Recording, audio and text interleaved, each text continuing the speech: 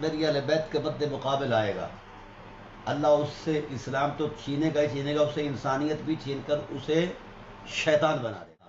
حضور کی اہل بیت کے مد مقابل آنے والوں کو شیطان کہنا واجب ایمانی ہے۔ واہ، کہتے ہیں کہ پوچھا نہیں جائے گا۔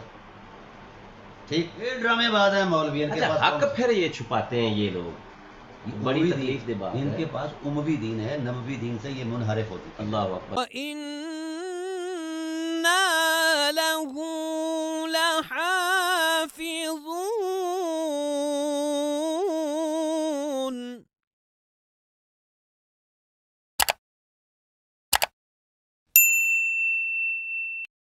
بسم اللہ الرحمن الرحیم، اللہم صلی علی سیدنا و مولانا محمد وعلی آل سیدنا و مولانا محمد وبارک وسلم وصلی علیہ۔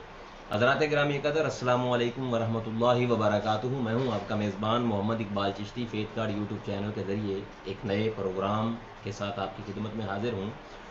حضرات ذی وقار، گزشتہ ویک ہم نے 2 پروگرامز حضرت علامہ مفتی طارق مسعود صاحب کے اوپر کیے کہ وہ یزید کے حوالے سے صفائی دیتے ہوئے نظر آتے تھے۔ ہمارے پروگرام کے بعد ان کی کچھ انہوں نے لامحالہ طور پہ نظر ثانی بھی اپنے موقف پہ کیا، لیکن اس کے باوجود ہم نے ان کا لیٹسٹ کلپ سنا جس میں وہ وکیل صفائی یزید کے لیے بن کے آئے ہیں، اور ان کا ایک پرٹیننٹ اور ان کا ایک پرومیننٹ جملہ میں وہ آپ احباب کو گوش گزار کرنا چاہتا ہوں۔ وہ یہ کہ وہ کہتے ہوئے نظر آتے ہیں کہ یہ یزید کے بارے میں آپ سے نہیں پوچھا جائے گا، آپ سے اپنے اعمال کے بارے میں پوچھا جائے گا۔ اس جملے کے اوپر ہم نے آج کا پروگرام کرنے کا جو ہے نا وہ سوچا، اور ہم ڈاکٹر صاحب کی رائے بھی لیں گے، لیکن اس سے پہلے میں ایک حدیث نبوی، نبی دو عالم صلی اللہ علیہ وسلم کے فرمان مبارک جو آپ نے اہل بیت اطہار کی مقدس ہستیوں کو آپ نے عین ایمان قرار دیا ہے، وہ میں آپ کے سامنے رکھنا چاہوں گا۔ نبی دو عالم صلی اللہ علیہ وسلم نے جو ہے نا وہ ایمان کے بعد جب بات ہو رہی تھی تو صحابہ نے پوچھا یا رسول اللہ فما علامات حبکم، یا رسول اللہ آپ کے ساتھ ایمان رکھنے کی اور آپ کے ساتھ محبت رکھنے کی علامت کیا ہے؟ فضربا یدہ، تو حضور علیہ الصلوۃ والسلام نے اپنا ہاتھ مبارک مولا علی کے کندھے پر رکھا اور آپ نے فرمایا یہ میرے ایمان کی، میرے ساتھ محبت کی اور میرے ساتھ تعلق کی عمیق ہونے کی جو ہے نا وہ علامت مولا علی ہیں، یعنی اہل بیت اطہار ہیں۔ تو اس لیے اہل بیت اطہار کی ذوات مقدسات جو ہیں وہ عین ایمان ہے۔ ان سے جب بندہ کوئی سرے انحراف کرتا ہے یا نظر التفات کہیں اور لے کے جاتا ہے تو اس کا ایمان یقیناً ڈاواں ڈول ہو جاتا ہے۔ مفتی طارق مسعود صاحب کی اس سٹیٹمنٹ کے اوپر ہم ڈاکٹر صداقت علی فریدی صاحب کو آج ہم نے جو ہے نا وہ خاص وقت لیا، قیمتی وقت لیا کہ اس کے اوپر آپ اظہار خیال کے لیے ہم ان کے پاس چلتے ہیں۔ السلام علیکم سر۔ جی بات سر، مفتی صاحب کے 2-4 جملے لوگوں کو حواس باختہ کرتے ہیں کہ یزید کے بارے میں نہیں پوچھا جائے گا، تو پھر کس کے بارے میں پوچھا جائے گا؟ بسم اللہ الرحمن الرحیم، الصلاۃ والسلام علیکہ یا سیدی یا رسول اللہ وعلی آلہ و اصحابہ یا سیدی یا حبیب اللہ۔ مفتی صاحب، ازل سے ابد تک حق اور باطل کا آمنا سامنا رہا ہے اور رہے گا۔ باطل کو بھی وکیل مل جاتے ہیں، ٹھیک ہے، اور حق کی حمایت میں تو خدا ہے، رسول ہیں اور اہل حق ہیں۔ مفتی صاحب نے جو کچھ فرمایا تھا اس پر ہم نے اپنا رد عمل دیا۔ جی 1 گھنٹہ کے آلموسٹ گفتگو ہے۔ ہاں، لیکن مفتی صاحب نے پھر صفائی دی اور خود سے درمیان سے ہٹے اور مفتی تقی عثمانی صاحب کو پیش کر دیا کہ ان کی رائے معتدل ہے۔ ٹھیک ہے، یہ دونوں حضرات اس طبقہ علم سے تعلق رکھتے ہیں جو اموی دین کے پرچارک ہیں۔ بہرحال مفتی تقی عثمانی صاحب قابل قدر شخصیت ہیں، ان کا استعمال یا ان کو استعمال کرنا اس دور کے اندر ایک عجیب سی صورتحال ہے۔ صحیح۔ طارق مسعود صاحب کا یہ کہنا کہ جناب والا دونوں طرف آرا ہیں، دیکھیے آرا کے اندر تحقیق ہوتی ہے، صحیح، اور پھر ترجیح، وجہ ترجیح، دلیل ترجیح، یہ ساری چیزیں ہوتی ہیں. صحیح. قائل جو ہے کس لیول کا ہے. ہاں، جن لوگوں نے یزید کی حمایت میں جو باتیں کی ہیں ان کے دو طرح کے ان کے مزاج ہیں. اچھا. ایک تو وہ تھے جو خوف زدہ تھے اموی جارحیت سے. دوسرے وہ لوگ ہیں جو سمجھو کہ وہ پس خوردہ ہیں امویوں کے، یا فضلہ خوردہ ہیں امویوں کے. انہوں نے حمایت میں باتیں کی ہیں. کسی بھی صاحب علم اور عرفان اور صاحب ایمان نے یزید کے بارے میں کوئی کلمہ خیر نہیں بولا. صحیح.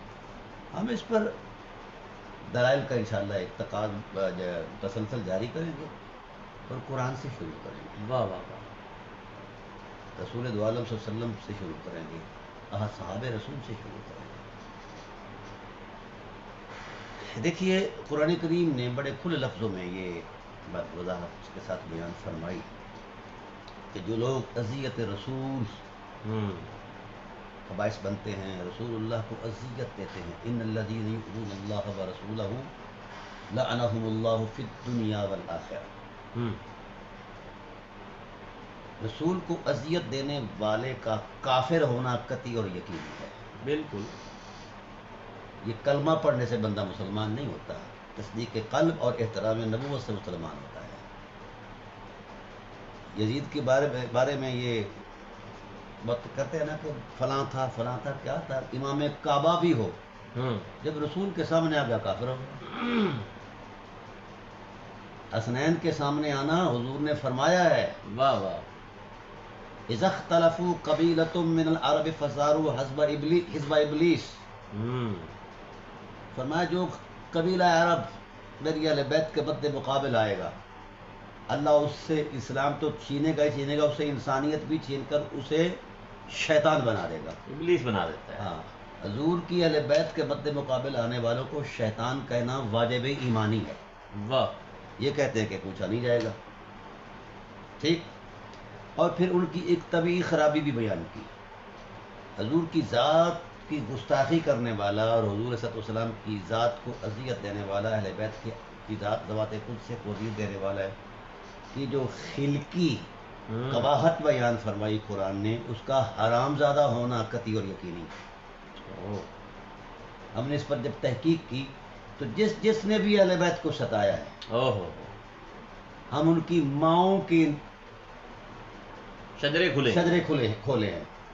اور کسی کے 10 یار تھے، کسی کے 15 یار تھے، کسی کا 4 تھے، کسی کے 5، کسی کا 1. یہ نیکسٹ ایپیسوڈ میں ہم انشاءاللہ میں انشاءاللہ اس پر مزید گفتگو دوں گا پوری امت کو. صحیح. قرآن غلط بات نہیں کرتا. واہ. وحدہ لا شریک کا ارشاد ہے. تو یعنی یہ پہلے امت ذہن میں رکھے کہ جو بھی اہل بیت علیہ السلام کو اذیت دے رہے ہیں ان کا حرامی ہونا قطعی اور لازمی ہے.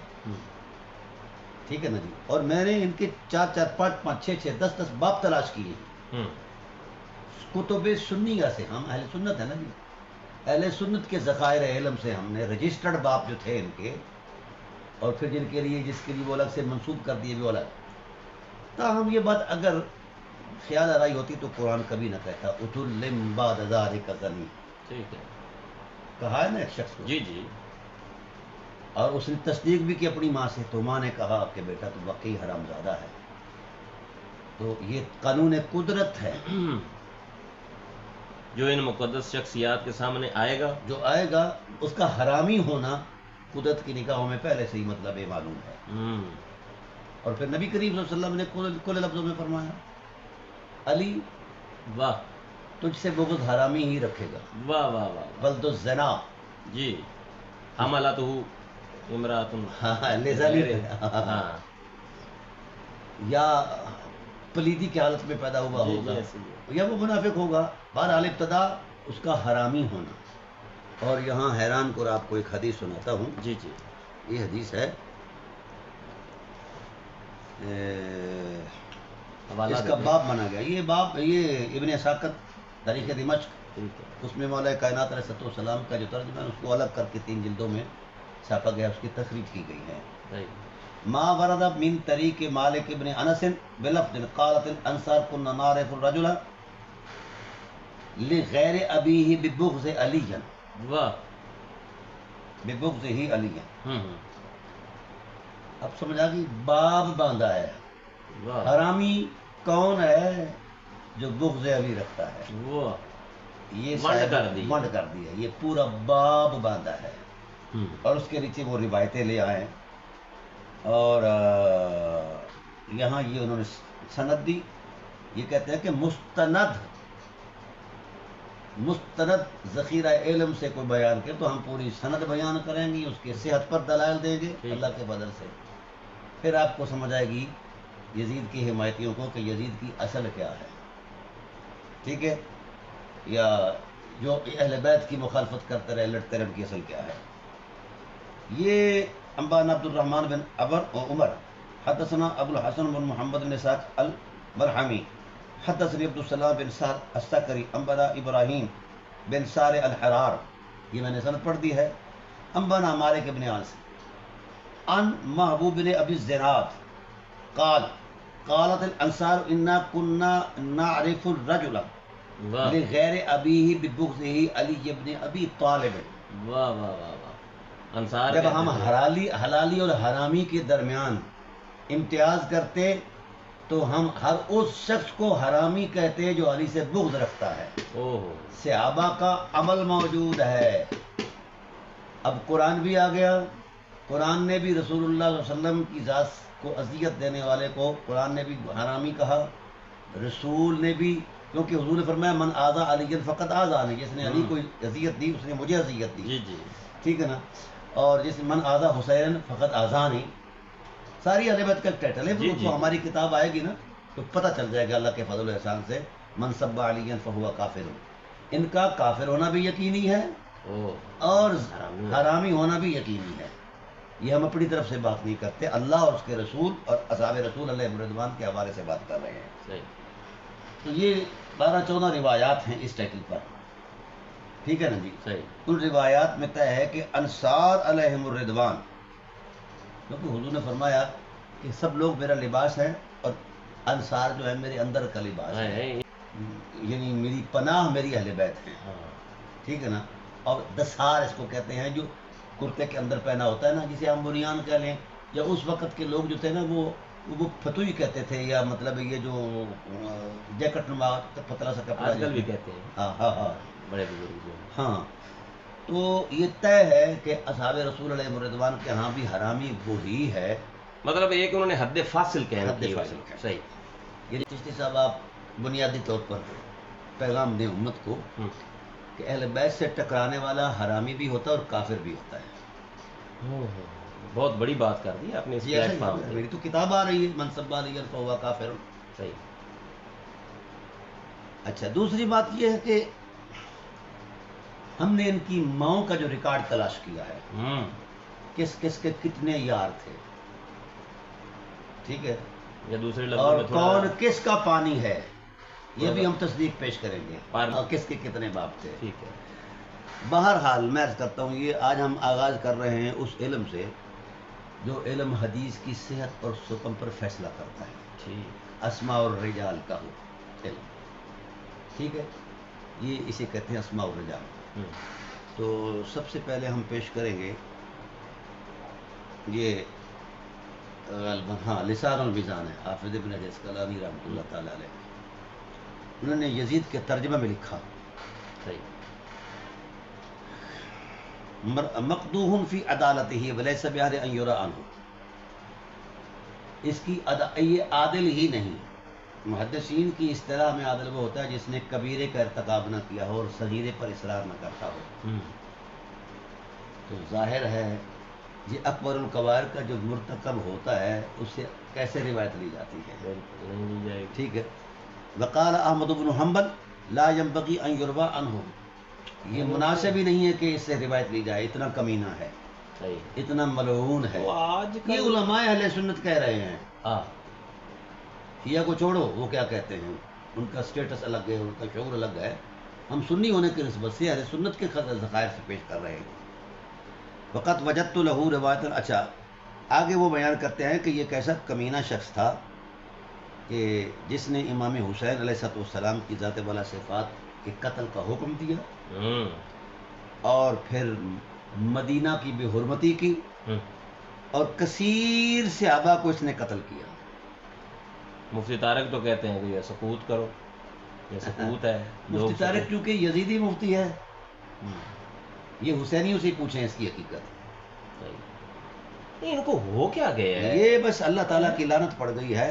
پھر حضور کی حدیث یہاں آگی، یہاں انہوں نے بیان کیے لا یزال امر امتی قائما بالسبی حتی یکون اول من یسلمہ رجل من بنی امیہ یقال لہ یزید. حدیث ہے، یہ حدیث ہے اور یہ لائے بھی مطلب اسی علم کے اندر ہیں. اور پھر ایک شخص نے عمر بن عبدالعزیز رضی اللہ تعالیٰ عنہ کے سامنے کہا امیر یزید، یہ بھی کہتا ہے امیر المومنین. تو جناب نے فرمایا ان کو خلیفہ کہا جاتا ہے، خلیفہ برحق کہا جاتا ہے. ٹھیک ہے نا. کہا فقال لہو تقول امیر المومنین، تو اس کو امیر المومنین کہتا ہے کمینے کو. وامرہ بہ فضربہ 20 صوتا، 20 کوڑے جس نے اس کو امیر المومنین. تو آج میں عمر بن عبدالعزیز رضی اللہ تعالیٰ عنہ کے ٹائٹل پر یہ کہہ رہا ہوں کہ جو مولوی یزید کو امیر المومنین یا خلیفہ کہے تو خلیفہ برحق کسے ہم سمجھتے ہیں. سمجھ آگئی نا. ان کے دور خلافت کو خلافت راشدہ میں تو گنتے ہیں، حالانکہ غلط ہے. ہاں نہیں، وہ تو الگ بات ہے نا، ایک بحث ہے. لیکن ان کے دور حکومت کو اچھا تو سمجھا جاتا ہے نا جی. عمر بن عبدالعزیز خود اموی ہے. اب میں یہ چاہتا ہوں کہ ہمارے احباب جتنے بھی ہیں ان پر یہ ضروری ہے کہ جو بھی ان کے سامنے امیر المومنین یزید کہے اس کو لتروں سے تو کم از کم اس کی سیوا ہونی چاہیے اور مارنے بھی اس کے منہ پر چاہیے. ٹھیک ہے نا. سر پر بھی نہیں اور دوبر پر بھی نہیں، منہ پر مارے جائیں. کیونکہ جس منہ سے اس نے اہل ایمان کی حرمت کو پامال کیا ہے. یزید کو امیر المومنین کہنا یہ اتنا بڑا جرم ہے، اتنا بڑا ظلم ہے، پورے اسلام کے پورے ٹائٹل کے ساتھ مذاق ہے. بالکل. کیا ایسا شخص امیر المومنین؟ اب یہاں میں تھوڑی سی آپ کو عمر بن عبدالعزیز جو ہے، میں ناظرین کو بتانا چاہوں گا 101 ہجری یا 100 ہجری کے اندر آپ سال 150 2 سال آپ نے حکومت کی ہے. بالکل قریب 61 ہجری کی ابتدا میں یہ واقعہ ہوا ہے اور 40 ہجری کے بعد یعنی کہ ان کو پتا تھا سارا یہ اس کے کرتوت رہے ہیں یزید کے. یہ دیکھیے نا جی، یہ تہذیب و تہذیب بھی آپ صاحب کی ہے، ٹھیک ہے، علیہ رحمہ کی. انہوں نے اس میں بھی یہ بات لکھی ہے. ٹھیک ہے.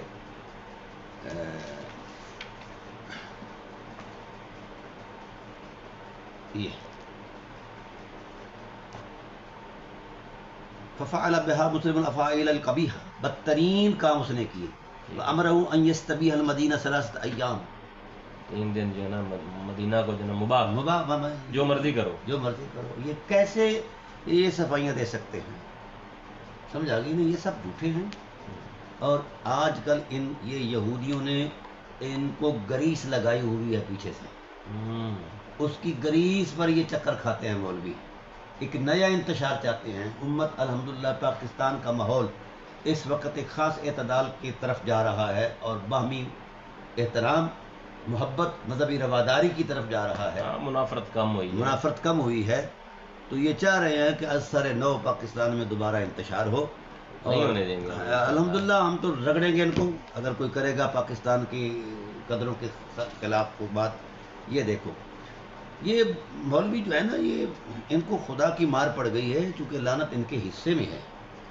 یہ دیکھیے، یہ البدایہ والنہایہ، ٹھیک ہے، ابن کثیر.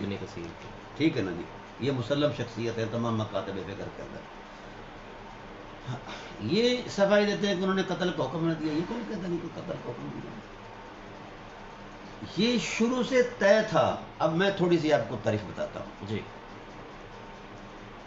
عبد الشمس سمیۃ الاکبر سے لے کر یزید تک آ جاؤ. ٹھیک ہے. یہ مولوی ڈرامے باز ہیں، حقائق کی طرف نہیں آتے. سمجھا گی نا. اس لیے ڈاکٹر اقبال نے کہا تھا کہ دین ملا فی سبیل اللہ فساد. اب ان کا شروع سے اقتدار کا جو ہے نا ایک نشہ تھا. لالچ. حضرت ہاشم علیہ السلام اس وقت سقایا حجابہ اور جتنے بھی مناسب تھے ان پر وہ براجمان تھے، اور وہاں کے اہل مکہ نے ان کی شرافت، عفت، عصمت اور سخاوت کی حرمت کو دیکھ کر ان کو سردار مانا ہوا. اور وہ پہلے شخص ہیں جنہوں نے پورے مکہ کی معیشت کو مستحکم کیا. جس وقت اہل مکہ اپنی مفلوق الحالی کی وجہ سے جا کر ریت کے ٹیلوں کے نیچے جا کر سو جاتے کہ مر جائیں گے، مطلب ریت اوپر آ جائے گی فلاں فلاں بھوک اور افلاس سے، تو آپ نے ایک جوائنٹ سیشن قائم کیا، اور اس سیشن میں آپ نے بریفنگ دی کہ قدرت کے فیصلے پر اپنے آپ کو پیش کرو، جس نے ہمیں خلق دیا ہے. ایک خودکشیاں چھوڑ دو. انہوں نے کہا جی ہم کدھر جائیں، کوئی چیز یہاں نہ اگتی ہے، نہ یہ ہے، نہ وہ، کچھ بھی نہیں ہے، زندگی کہاں بتائیں. پھر آپ نے متمول لوگوں کا ایک جوائنٹ سیشن کیا، اس اسمبلی میں آپ نے خطاب کیا کہ قدرت نے جو آپ کو اموال دیے ہیں، ان اموال میں ان نادانوں کا حق ہے، ان کو رننگ پوزیشن پر لے آؤ، باقی ہم آگے کا سلسلہ چلاتے ہیں. پھر آپ کئی ملکوں کے اندر گئے، غالباً 9 ملکوں کے اندر گئے. وہاں جا کر ان ممالک کے اندر ان کے سلاطین سے، بادشاہوں سے تجارتی معاہدے کیے کہ تجارت بڑھے گی تو یہ اہل مکہ جو ہیں یہ اسٹیبل ہو جائیں گے. تو پورا ان کو پلان دیا، اور وہ ویزے وغیرہ جسے آج کل کہا جاتا ہے وہ پرمٹ لیے، اور بندرگاہیں جو ہیں وہ کھولی، اور ان کی سرپرستی کی، اہل مکہ کو اسٹیبل کیا، اور یعنی اس قابل کیا کہ وہ زندگی آسانی سے بتا سکیں. اور پھر چونکہ آپ ہی کے پاس سقایا حجابہ رفادہ کے مطلب مناسب تھے، تو 2.5-3 لاکھ آدمی حج پر آیا کرتے تھے، اور 4-5 ماہ یہاں رہا کرتے تھے. آج تو 10 دن کا حج ہے نا، 15 دن کا، 20 دن کا، 7 دن کا، 8 دن کا، ٹھیک ہے نا جی. اس وقت اتنے لوگ کیونکہ دور دراز سے آیا کرتے تھے.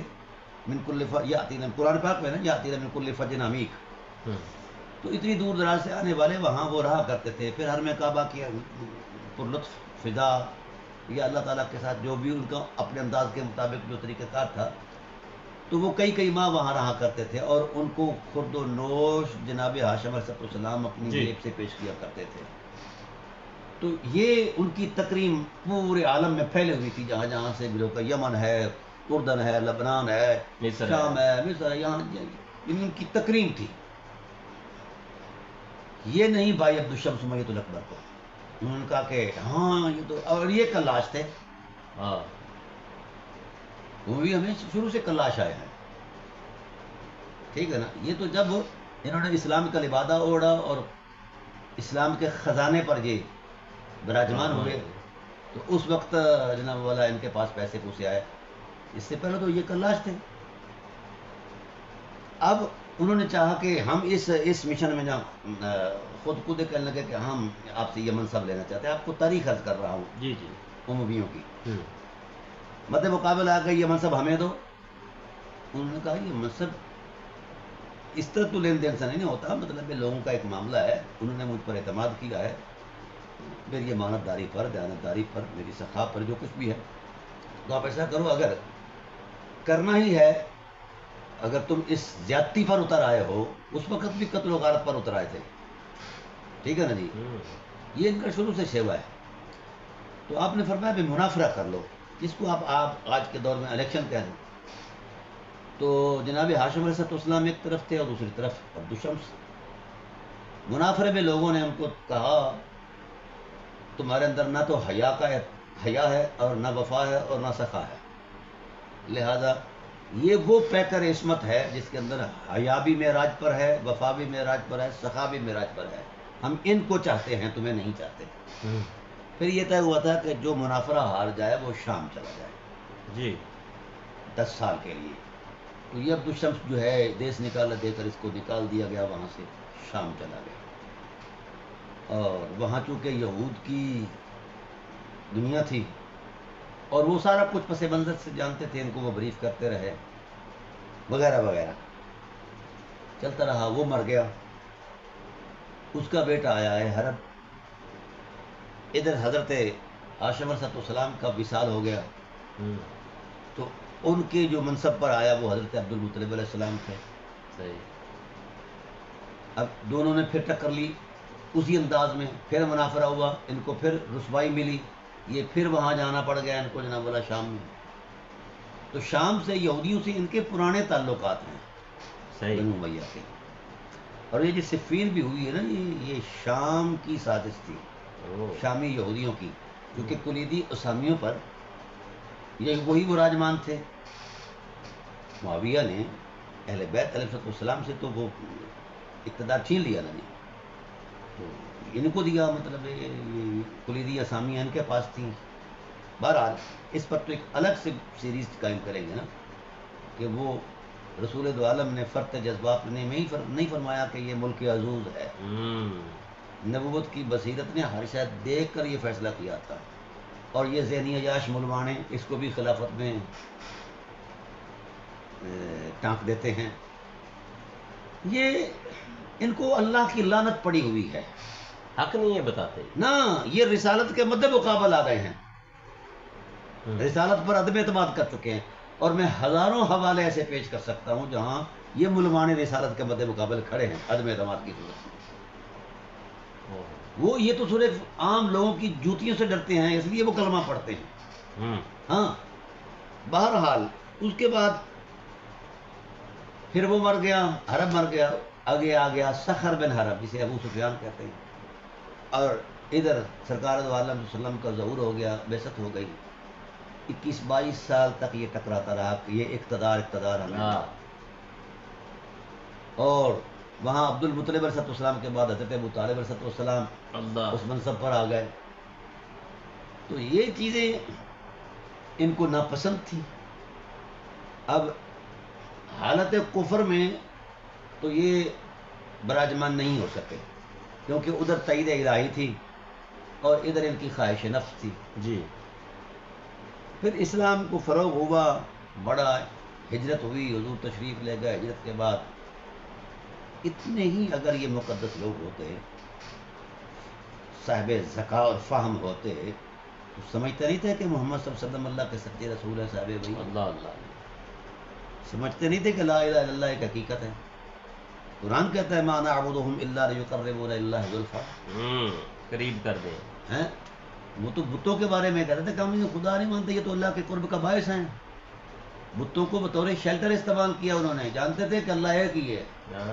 لیکن حضور علیہ السلام کے مد مقابل انہوں نے جو ہے نبوت پرستی کو جو پروموٹ کیا ہے، ٹائٹل پر وہ لڑے اور کئی قبائل کو اکسایا.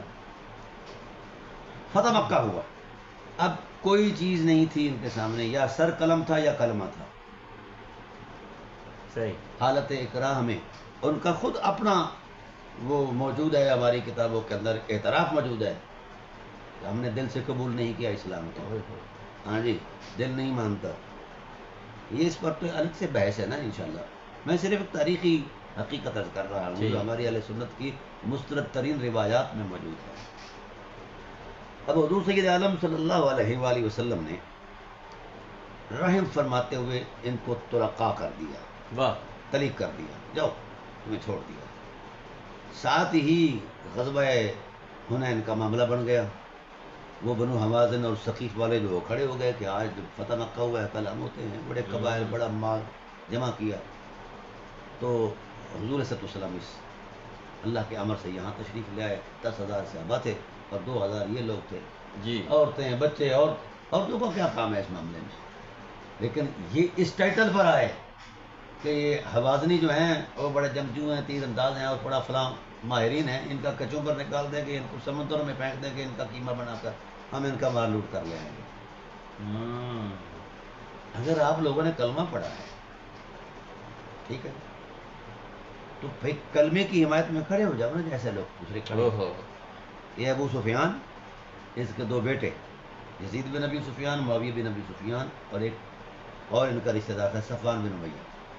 یہ ریت کے ٹیلے کے پیچھے چھپ کر تماشا کرتے رہے. غزوہ حنین مسلمانوں کو پسپائی ہوتی جنگ میں ہوتا ہے نا اونچ نیچ، تو یہ خوش ہوتے ہیں، خوشی میں اچھلتے. شعر شور بھی پڑھتے شعر شور بھی پڑھتے تھے. اور اگر کافروں کو پسپائی ہوتی تو یہ پریشان ہوتے. بہرحال اللہ تعالیٰ کی ذات نے اسلام کو فتح دی. کہا حضرت سلیم نے کہ یا رسول اللہ ان کی وجہ سے ہمیں نقصان ہوا ہے، کیونکہ یہ سوچ کر آئے تھے کہ جب جنگ جو ہے بھڑک اٹھے تو تم نے بھاگ جانا ہے مکے کی طرف، ٹھیک ہے، کچھ لوگ تم سے بھاگ جائیں گے، تمہارے ساتھ بھاگ جائیں گے، اور ایسا ہوا ہے، اور باقی جو ہیں کچھ رہ جائیں گے ان کو ہوادنی مار دیں گے.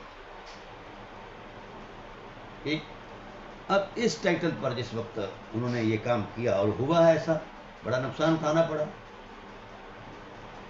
پھر اللہ تعالیٰ کی ذات نے جب فتوحات عطا فرمائیں، اموال اکٹھے ہوئے غنائم کے، تو یہ ان مولویوں کے نانا جان بولنے لگے، خاص کر ذوالفقار شاہ صاحب کے نانا جی، کہنے لگے جی ہم بھی آئے تھے حضور سید عالم صلی اللہ علیہ وسلم کی دریا دلی، ان کو دونوں بیٹوں کو، ان کے دونوں بیٹوں کو یعنی اس میں سے غنائم میں سے حصہ وہ دیا، 300 اونٹ دیے، اور یہ کوئی 120-40 اوقیہ اپنا وہ چاندی دیا. یہ لے کر مکہ واپس آ گئے. حضور کے وصال تک ان کا مدینہ میں آنا ثابت نہیں ہے کسی بھی ہماری تاریخ اور سیرت کی کتاب میں، سمجھا گیا. بہرحال یہ سلگتے رہے. یہ جو کہتے ہیں کہ بعد میں ان کا اسلام اچھا ہو گیا تھا، جس وقت حضرت عثمان غنی رضی اللہ تعالیٰ عنہ کا دور خلافت آیا تو یہی ابو سفیان جو شاہ صاحب کا نانا ہے، یہ روزانہ جاتا حضرت امیر حمزہ رضی اللہ تعالیٰ عنہ کے علیہ السلام کے قبر پر ٹھڈے مارتا پاؤں سے، اور حمزہ جس خلافت کے لیے تم ہم سے بغل میں لڑے، آج وہ خلافت ہمارے پاؤں میں ہے اور ہمارے پاس ہے. تو یہ ان کے رویے دیکھ کر اور جو انہوں نے نقصان دیا ہے اسلام کو، ٹھیک.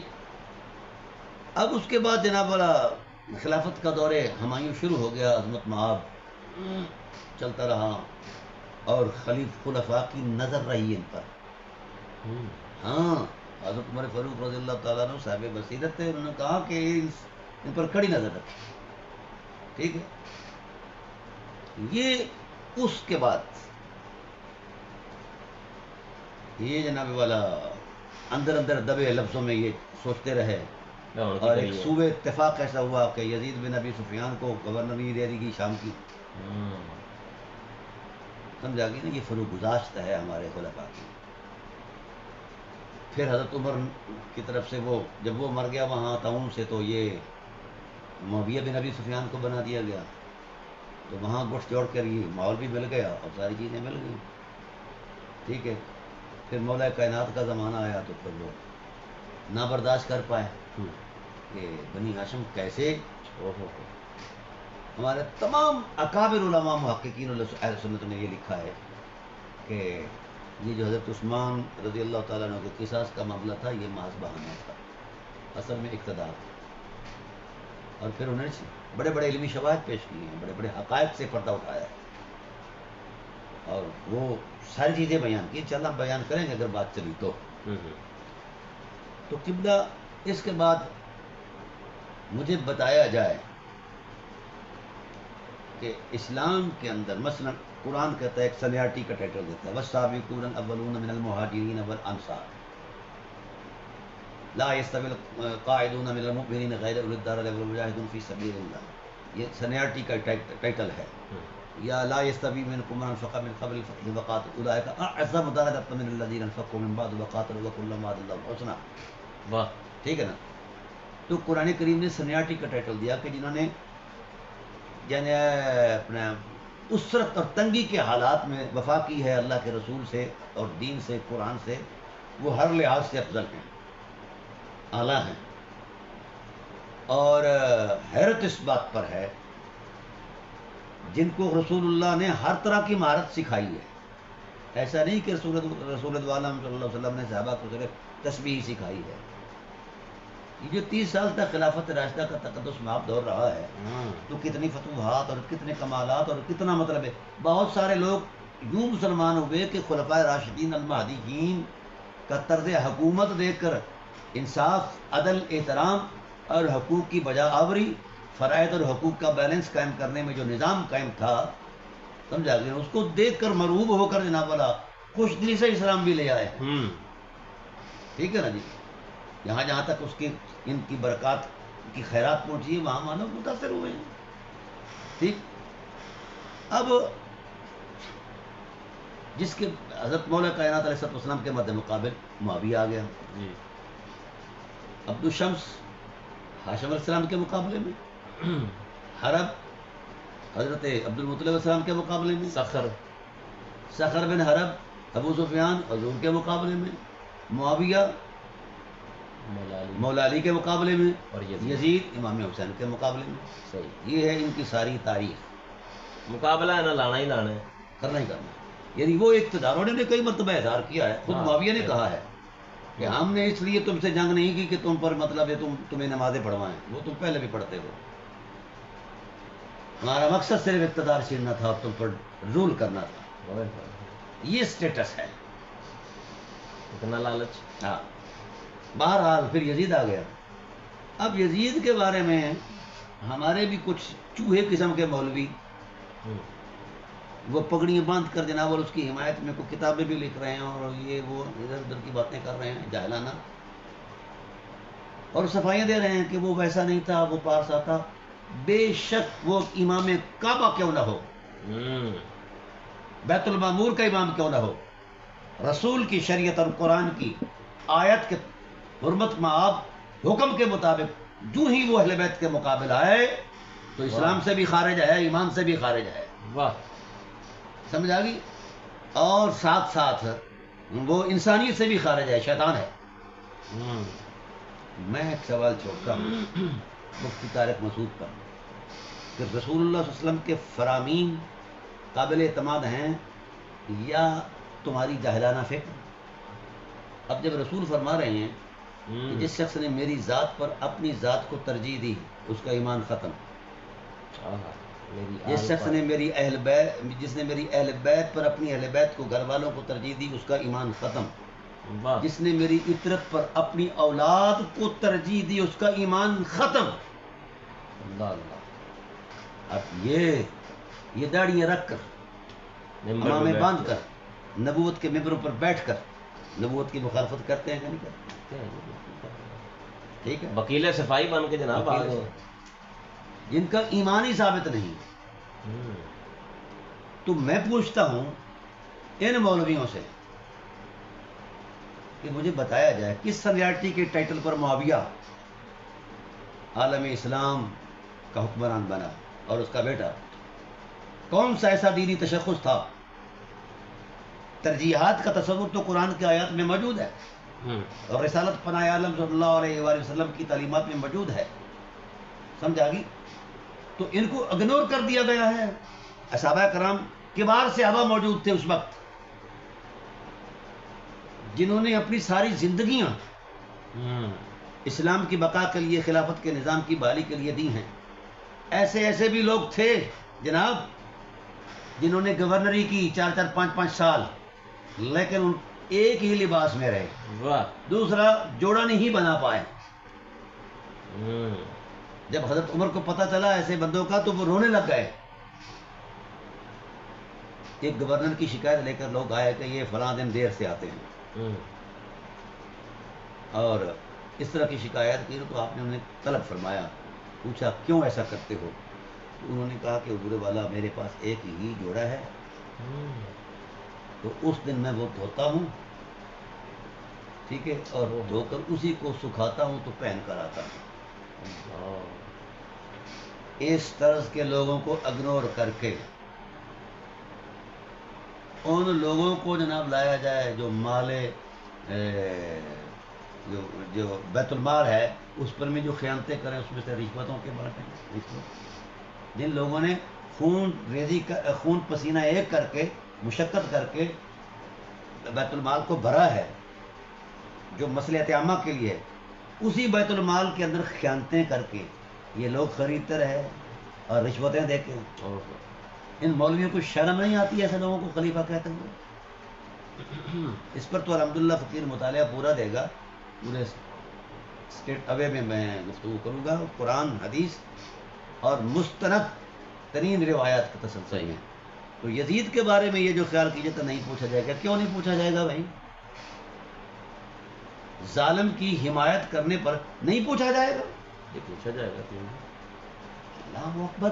اس طرح تو پورے قرآن کریم کی ساری تعلیمات ہی معطل ہیں.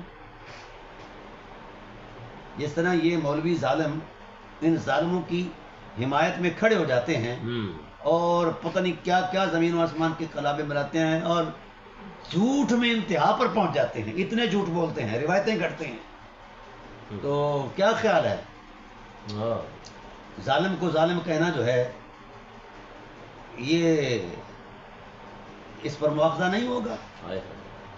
میں یہاں پہ اپنے ناظرین کے لیے ایک حدیث مجھے یاد آئی. امام طبرانی نے نبی دو عالم صلی اللہ علیہ وسلم سے ایک حدیث نقل کی ہے. آپ فرماتے ہیں کہ رسول اللہ صلی اللہ علیہ وسلم نے فرمایا من مشى مع ظالم لیعینہ، جس نے ظالم کی حمایت کی اور اس طرح ظالم کے ساتھ چلا تاکہ وہ اس کی حمایت کرے، ابھی اس نے ارادہ کیا ہے، فقط خرج من الاسلام. بس اچھا، اب یہ اتنا جاننے کے باوجود بھی ایک جو دنیا کا میں کہتا ہوں کہ ورسٹ بدترین کردار جس نے آل بیت اطہار کو، اگر کوئی شخص یہ کہے کہ یزید کا کوئی قصور نہیں، اس سے بڑا لعنتی کوئی نہیں ہے، یہ قصور آ گیا. یہ ساری طبری نے لکھا ہے، ابن کثیر نے لکھا ہے، میں ہزاروں کتابیں پیش کر سکتا ہوں مستند رائے سے. پہلا حکم نامہ یہی دیا گیا تھا کہ حسین کو بیت پر آمادہ کرو، نہیں ہوتا تو قتل کر دو. نہیں سمجھے؟ یہ کون کہتا ہے؟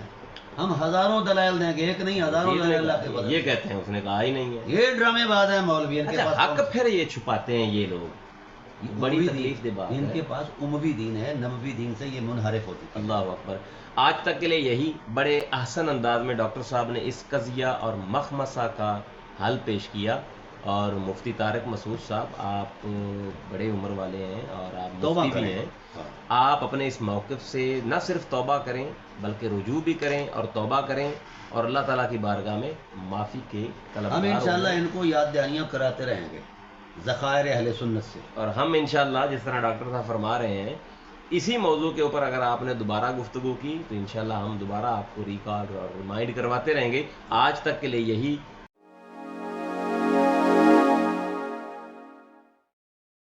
Like, comment, and subscribe.